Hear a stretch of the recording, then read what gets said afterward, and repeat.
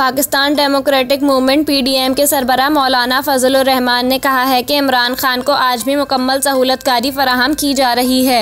अपनी रिहाइशगाह पर press conference से खिताब करते हुए PDM के सरबराह ने कहा कि supreme court, Lahore high court और इस्लामाबाद हाई कोर्ट से जिस तरह मुजरिमों के हौसले बढ़ाए जा रहे हैं, इसकी मिसाल नहीं मिलती कि किसी मुजरिम को सुप्रीम कोर्ट की मर्सिडीज में VVIP तरीके से लाया गया।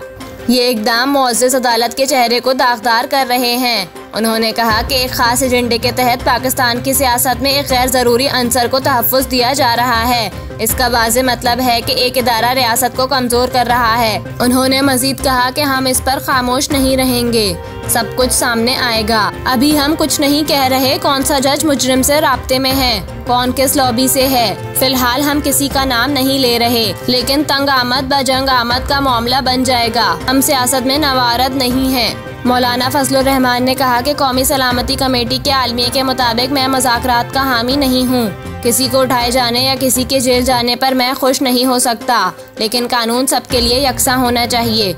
जब सिविलियन अदालतों का किरदार ये होगा और फौजी तनसीबात पर हमले होंगे तो आर्मी एक्ट तो हरकत में आएगा। PDM सरबराह मौलाना फजलुर रहमान ने कहा कि जो मैं एक ज़माने से कह रहा था कि कल तक इमरान खान अमेरिका का खत लहरा रहा था, आज अमेरिकी कांग्रेस के 60 अरकान ने इमरान खान के तहफ़्फ़ुज़ के लिए खत लिखा है।